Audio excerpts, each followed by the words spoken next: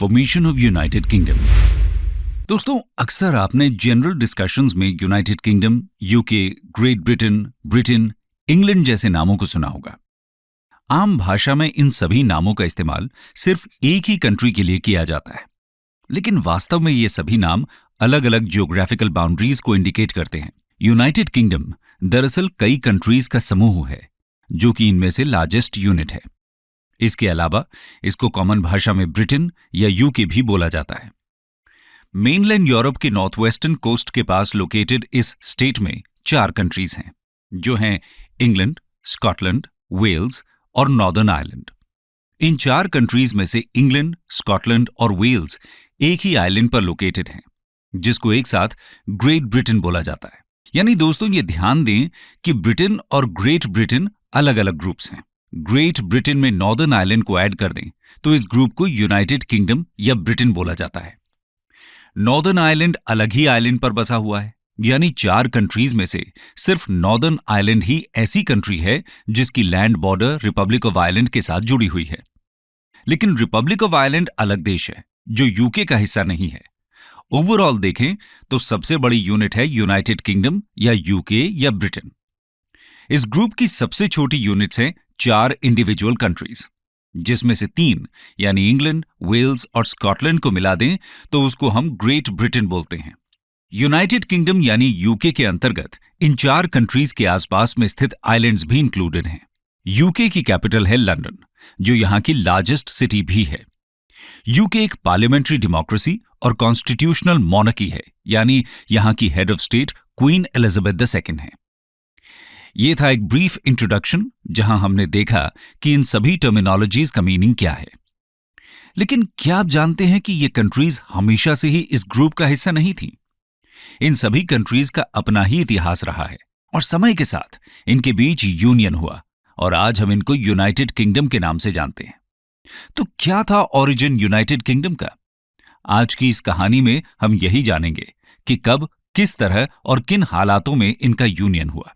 दोस्तों, United kingdom का origin जानने के लिए हम आपको ले चलते हैं 10वीं शताब्दी की शुरुआत में, जब एथलेस्टन नाम के एक किंग ने इंग्लिश डोमिनियन का गठन किया। आइए जानते हैं ब्रीफ में क्या थी इंग्लैंड के एक किंगडम बनने की कहानी। Origin of England. बात है 4th सेंचुरी एडी की, जब ब्रिटेन में रोमन रूल का अंत हुआ। इस दौरान इस आइलैंड पर कई जर्मेनिक ट्राइब्स और एथनिक ग्रुप्स का एग्जिस्टेंस था, जैसे एंगल्स, सैक्सन्स, जूट्स, फ्रीसियंस एटसेट्रा। ये सभी ट्राइब्स वहां माइग्रेट होकर आई थी और आइलैंड के साउथ ईस्टर्न पार्ट में कॉन्सेंट्रेटेड थी। इन ट्राइब्स के आने के पहले भी वहां कुछ इंडिजिनस पॉपुलेशन थी, जिनको ब्रिटेन्स कहा जाता था। रोमन रूल के खत्म होने के बाद ब्रिटेन्स पर नॉर्थ की कुछ ट्राइब्स ने इन्वेजन कर दिया, जिसके चलते उनको साउथ के सैक्सन्स की मदद लेनी पड़ी। लेकिन इन्वेजन को सक्सेसफुली रोकने के बाद इन माइग्रेंट्स ने ब्रिटेन्स के खिलाफ ही जंग छेड़ दी और वहीं बस गए।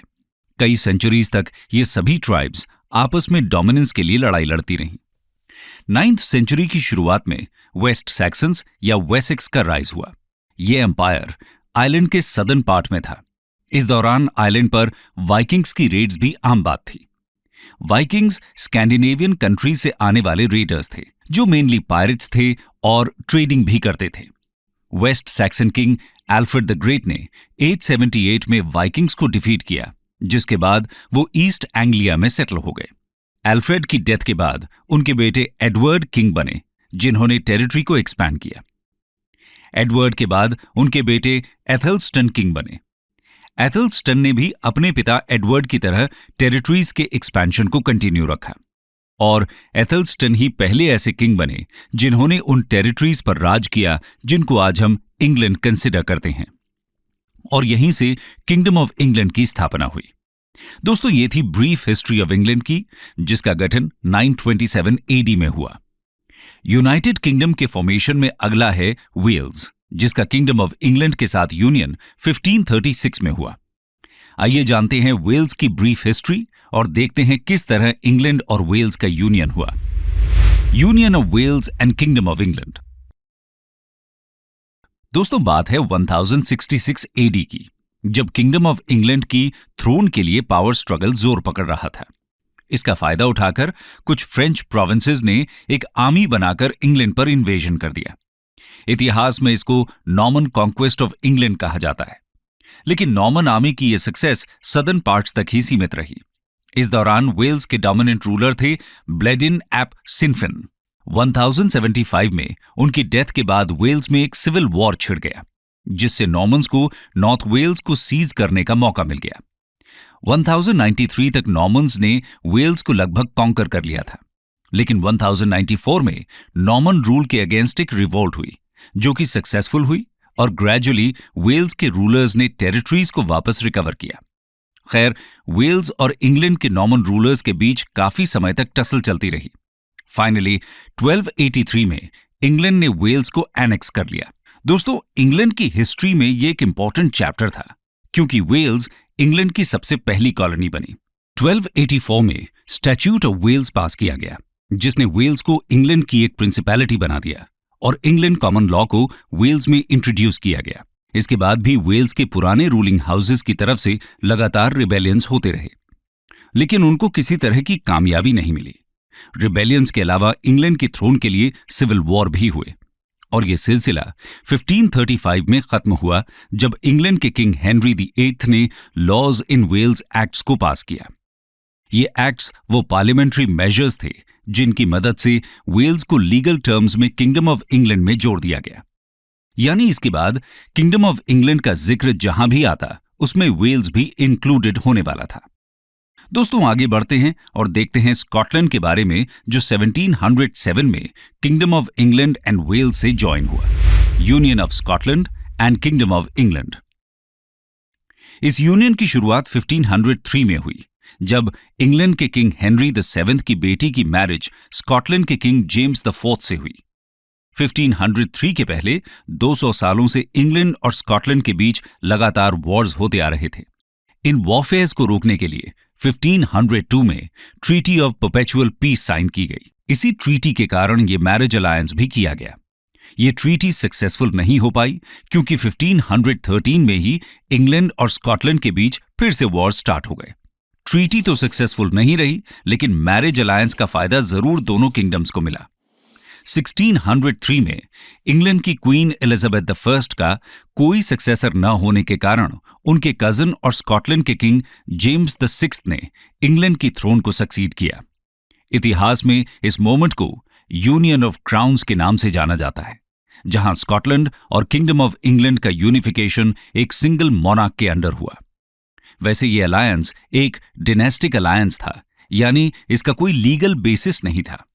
दोनों कंट्रीज का फाइनल यूनियन 1707 में हुआ, जब इंग्लैंड और स्कॉटलैंड की पार्लियामेंट्स ने एक्ट्स ऑफ यूनियन पास किए।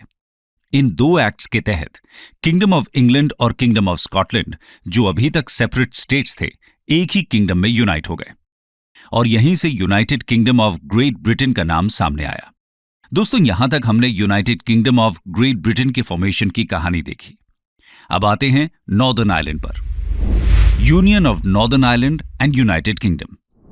दोस्तों, आयरलैंड की हिस्ट्री थोड़ी कॉम्प्लेक्स है।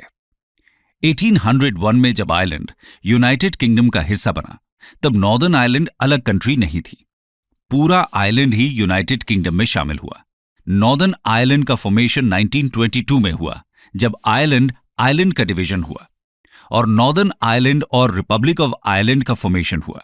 जैसा कि हमने पिछले सेक्शन में देखा कि 1066 में इंग्लैंड में नॉर्मन्स का इन्वेजन हुआ। 12th सेंचुरी तक आयरलैंड छोटे छोटे किंगडम्स में डिवाइडेड था, जो लगातार उस आइलैंड पर अपना आधिपत्य जमाने के लिए लड़ाई लड़ रहे थे। 1167 में पहली बार नॉर्मन्स आयरलैंड में आए और उन्होंने अपनी फोर्सेस की मदद से यहां पर किंगडम सेटअप करने की कोशिश की। लेकिन इंग्लैंड के किंग हेनरी को यह बात पसंद नहीं आई। उन्हें लगा कि कहीं आयरलैंड में भी उनके ऑपोजिशन में एक नॉर्मन किंगडम ना सेटअप हो जाए। इसके चलते 1177 में इंग्लैंड के एक प्रिंस जॉन लॉकलैंड को आयरलैंड का लॉर्ड बनाया गया, यानी आयरलैंड की कमान अब इंग्लैंड के थ्रोन के हाथ में थी। धीरे धीरे वहां के लोकल आयरिश किंग्स को फोर्सफुली लॉर्ड की तरह लॉयल्टी शो करने के लिए मजबूर किया गया। खैर, मिड 14th सेंचुरी में एक इंपॉर्टेंट डेवलपमेंट हुआ।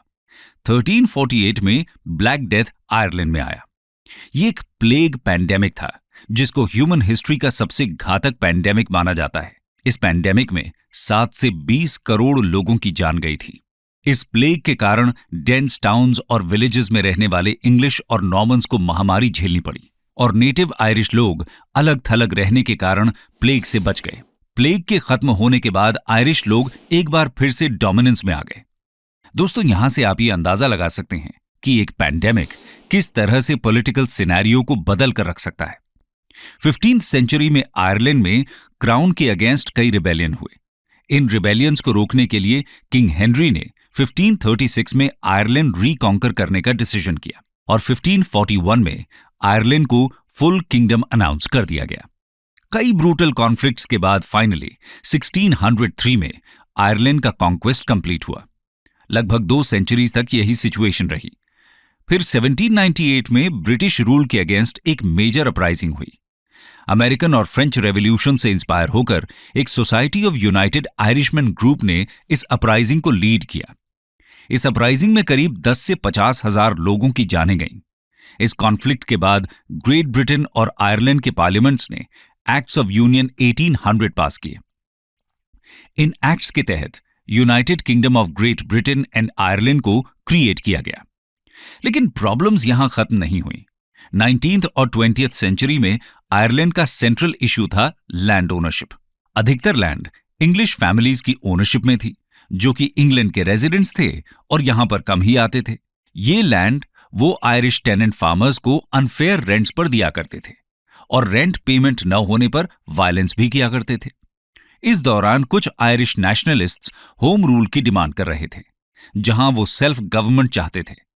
आयरिश होम रूल मूवमेंट 1870 में शुरू हुआ, जिसके चलते ब्रिटिश पार्लियामेंट में 3 बार होम रूल बिल इंट्रोड्यूस किया गया। 2 बार फेल होने के बाद 1914 में यह बिल पास कर दिया गया, लेकिन वर्ल्ड वॉर 1 शुरू होने के कारण इसका इंप्लीमेंटेशन सस्पेंड कर दिया गया। 1921 में एक एंग्लो आयरिश ट्रीटी साइन हुई, जिसके तहत आयरिश रिपब्लिक को अबॉलिश करके आयरिश फ्री स्टेट अनाउंस किया गया। इस ट्रीटी में नॉर्दर्न आयरलैंड को यूनाइटेड किंगडम या आयरलैंड फ्री स्टेट दोनों में से किसी एक को चूज करने की परमिशन दी गई, और वहां के लोगों ने यूनाइटेड किंगडम में रहने का फैसला किया। 1922 में इस ट्रीटी को दोनों पार्लियामेंट्स ने रैटिफाई किया, और इस तरह United kingdom of great Britain and northern Ireland का फॉर्मेशन कंप्लीट हुआ। कंक्लूजन। दोस्तों, इस यूनियन के इस्टेब्लिश होने के बाद ये दोनों आइलैंड्स सेंचुरीज के बाद इंटरनल पीस और स्टेबिलिटी अचीव कर पाए। इसके चलते यहां की इंटरनल बॉर्डर्स का ब्रेकडाउन हुआ, यानी सिर्फ नाम मात्र के लिए ये बॉर्डर्स रह गए, और इसी के साथ ट्रेड का एक्सपेंशन होने लगा। इंग्लैंड एक इंडिपेंडेंट पॉलिटिकल एंटिटी न होते हुए भी इस यूनियन में डोमिनेंट पोजीशन पर है। इन 4 कंट्रीज के अलावा यूके में 14 ओवरसीज टेरिटरीज भी हैं, जो एक समय ब्रिटिश एम्पायर का पार्ट थीं। अपनी चरम सीमा पर इस एम्पायर ने वर्ल्ड की ऑलमोस्ट 25% पॉपुलेशन पर राज किया, और इसी कारण ब्रिटिश एम्पायर को वर्ल्ड हिस्ट्री का सबसे एक्सटेंसिव एम्पायर माना जाता है। उनके एम्पायर में डोमिनियंस, कॉलोनीज, प्रोटेक्टोरेट्स एटसेट्रा सभी शामिल थे। हम बखूबी जानते हैं कि इसी ब्रिटिश एम्पायर ने 1947 तक इंडिया में भी रूल किया।